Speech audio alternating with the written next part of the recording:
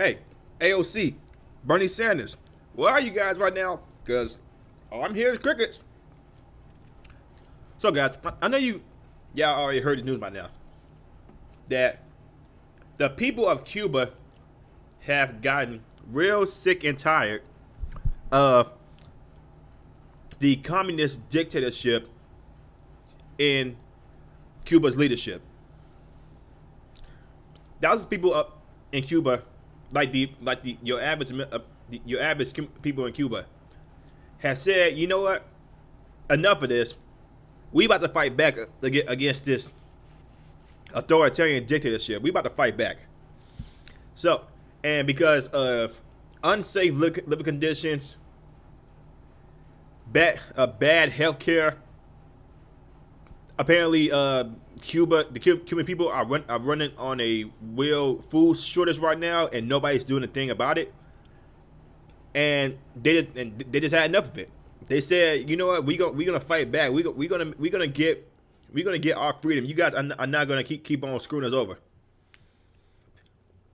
So it's so bad in Cuba right now. People really do not understand. And you had CNN actually try to blame everything on freaking Trump for Cuba's uprising. This is how you know they are desperate for ratings. It's not Trump's fault of the stuff that's happening in Cuba right now. It's the freaking Cuban government, the Cuban leadership. So let me go ahead and read y'all this article from the Post Millennial. Breaking: thousands protest in Cuba calling for the end of communist dictatorship. Thousands of Cubans took to the streets in multiple Cuban cities on Sunday to protest its communist dictatorship and demand its end. CBS Miami reports that civil unrest has boiled over due to COVID-19 pandemic, while prosecutors chanting, "We are not afraid," as they call for more food and vaccines.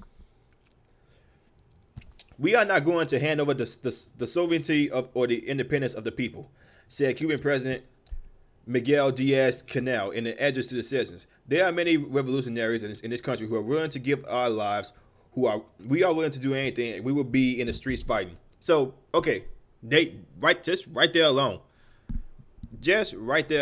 you had the people of Cuba fighting for freedom, and the Cuban president was like, "Yeah, we about to take y'all out, and we are willing to do anything." Real nice message right there. The Miami Herald reports that Cuba is in the midst of its worst economic contraction since the end of the Cold War.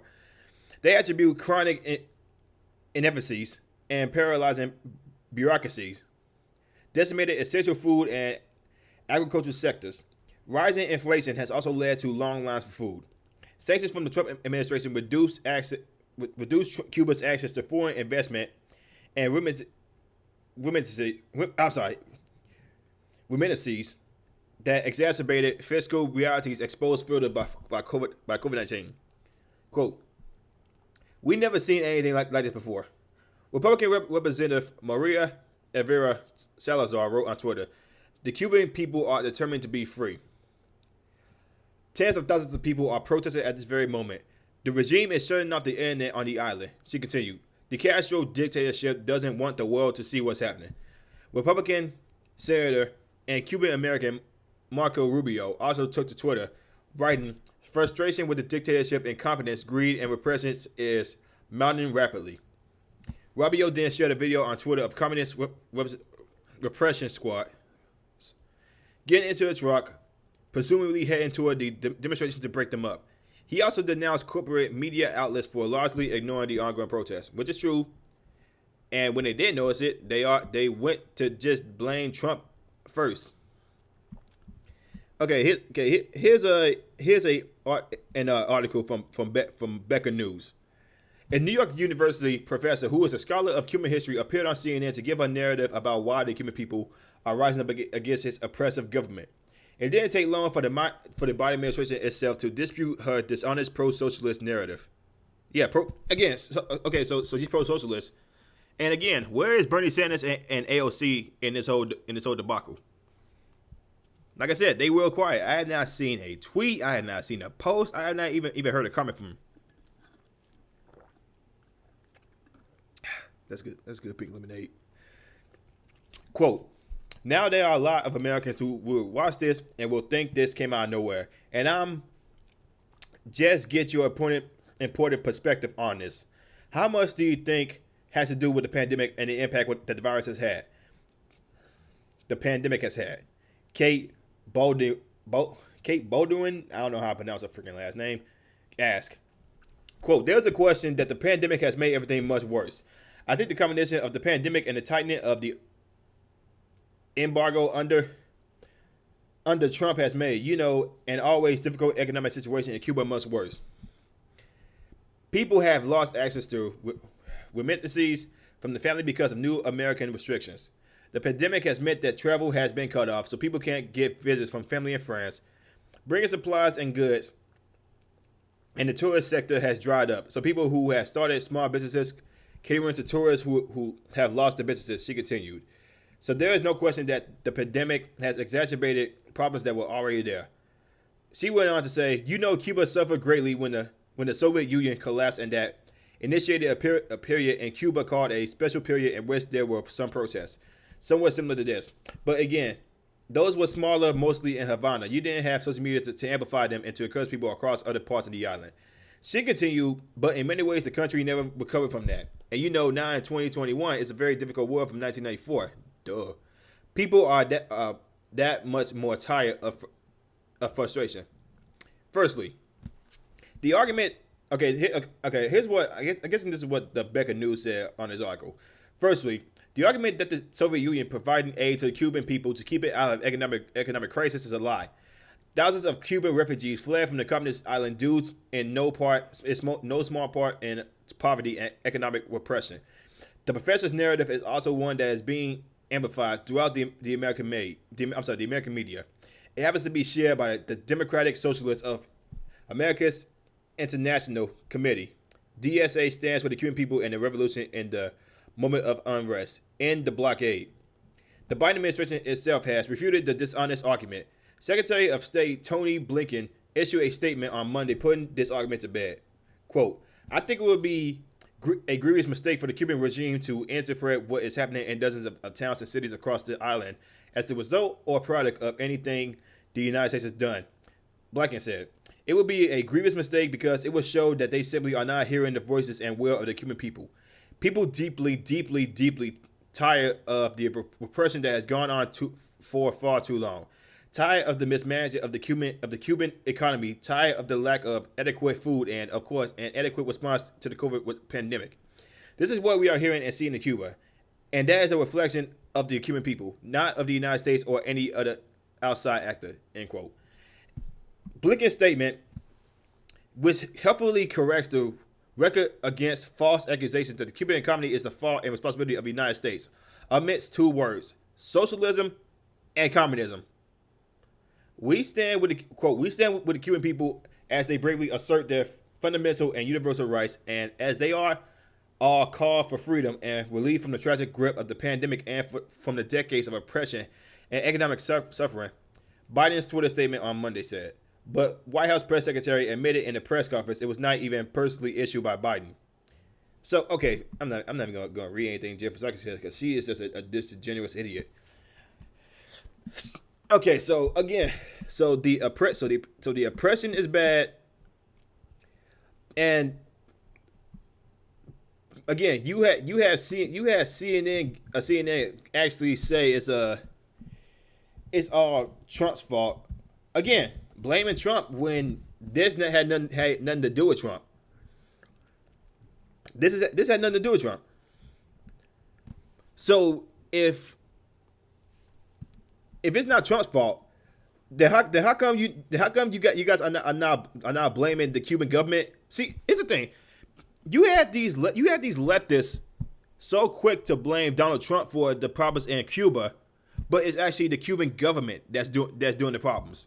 Trump is not in charge. Trump is not in charge of Cuba. Biden is not in charge of Cuba. None of these guys are in charge of Cuba. That's all of the Cuban government.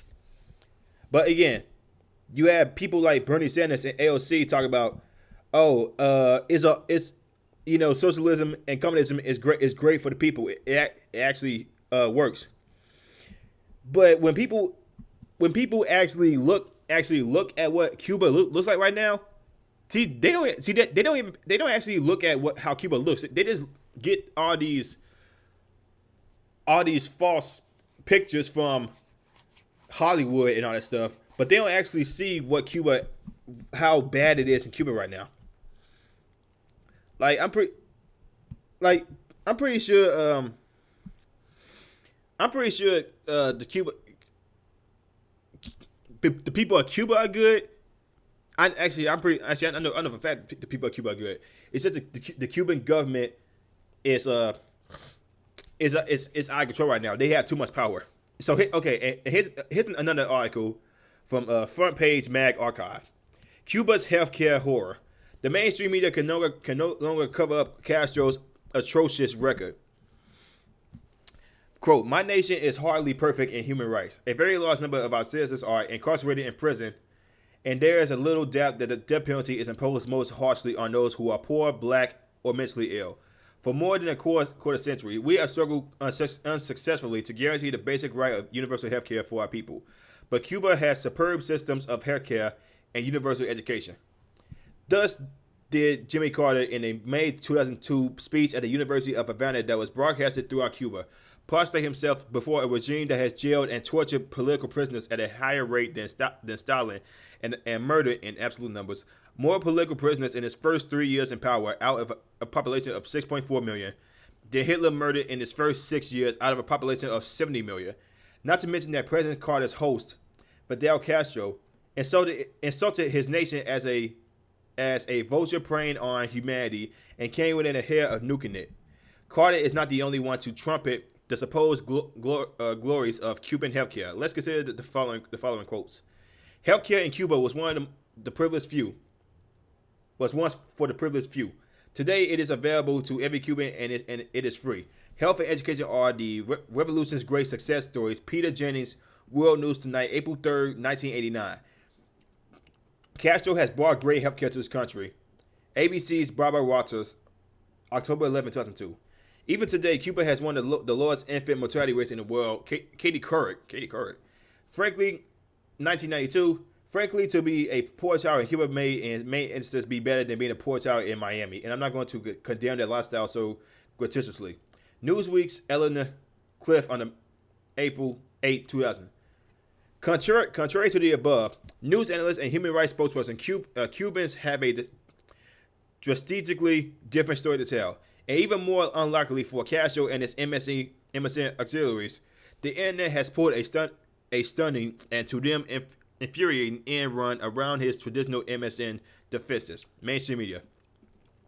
Word is getting out about the disastrous state of Cuban healthcare. During the cold snap in mid-January, Cuban descendants snuck out via internet a report claiming that over 40 patients had somehow frozen to death in Cuba's Missouri Mental Hospital, not far from the one featured in Michael Moore's Pay-In to Cuban Healthcare, Sicko. Cuba's Stalinist regime, along with the media courtesans to whom it grants press bureaus and journalist visas, were utterly mum on the matter. However, it took 3 days as the word spread throughout the mostly Spanish language web. But finally, the Stalinist regime issued a terse and exculpatory press release on the matter. So, again, the universal health care that mainstream media loves to praise on Cuba is a false. It's all false. Free universal health care. See, people actually believe that universal health care would be great for everybody, but to think about that is it would be more lines. It would be more bigger lines to get for just a standard procedure on your arm. Not to mention, they will run out of supplies soon, like real fast, especially if it's all free. I'm pretty sure that there was some pictures on the internet showing how the hospital beds are actually in Cuba. If I find some, I will post some. But right now, I haven't found any yet. I'm pretty sure the internet is trying to block everything from showing.